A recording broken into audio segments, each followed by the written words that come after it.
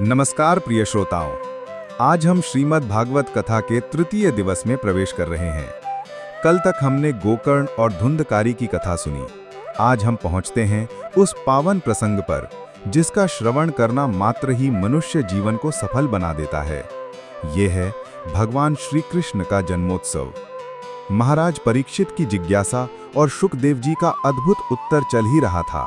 कथा धीरे धीरे उस परम मंगलमय प्रसंग की ओर बढ़ी जिसका श्रवण मात्र से जन्म मरण के बंधन मिट जाते हैं। ये प्रसंग है भगवान श्री कृष्ण के अवतार का। जब अधर्म पृथ्वी पर बढ़ गया, असुरों का आतंक दिन प्रतिदिन बढ़ता गया, ब्रह्मांड का संतुलन बिगड़ने लगा, तब धरती माता गाय का रूप धारण करके ब्रह्मा जी के पास पहुंची। वो करुण स्वर में बोली, हे पितामह, मैं असुरों के पाप और अत्याचार से दब चुकी हूँ, कृपया मेरी रक्षा कीजिए। ब्रह्मा जी पृथ्वी को लेकर भगवान विष्णु की शरण में पहुंचे।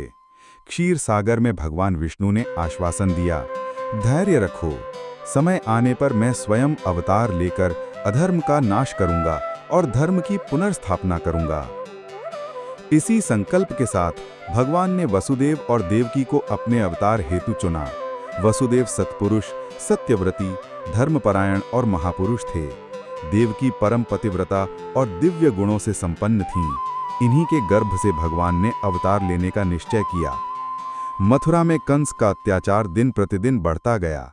अपनी बहन देवकी के विवाह के समय जब आकाशवाणी हुई कि हे कंस, जिस 8वें पुत्र से तेरा वध होगा वो देवकी के गर्भ से उत्पन्न होगा, तब कंस भयभीत हो गया। उसने उसी क्षण अपनी बहन को मारने के लिए तलवार उठा ली।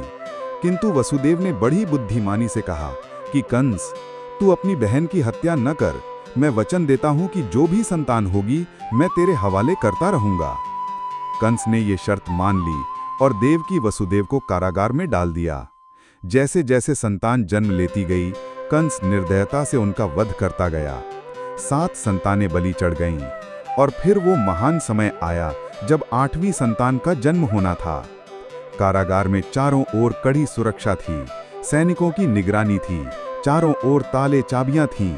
लेकिन उसी समय दिव्य अद्भुत घटना घटी।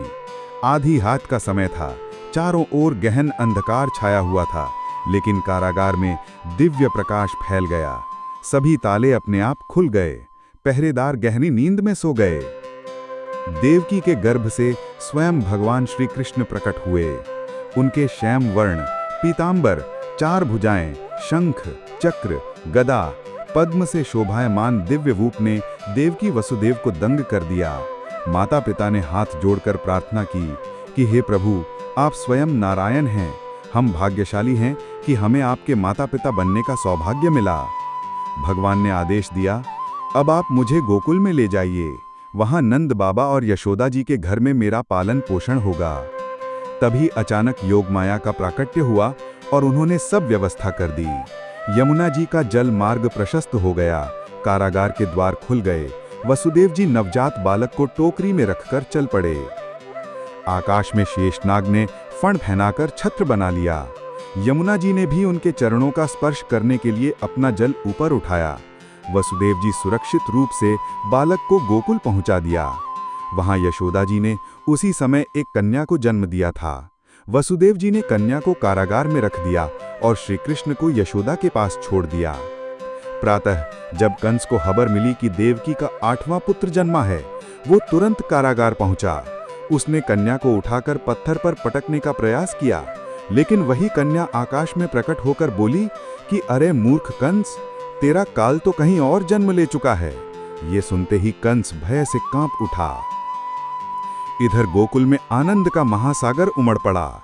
नंद बाबा के आंगन में बधाइयां गूंज उठीं, ढोल नगाड़े बजने लगे, ग्वाल बाल गोपियां सब झूम उठीं। हर कोई कहने लगा, नंद के घर आनंद भयो, जय कन्हैया लाल की।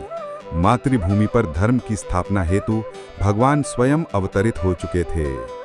अगर आपको ये कथा प्रसंग अच्छा लगा तो कृपया इसे लाइक करें, सब्सक्राइब करें और कमेंट में अपने विचार जरूर लिखें।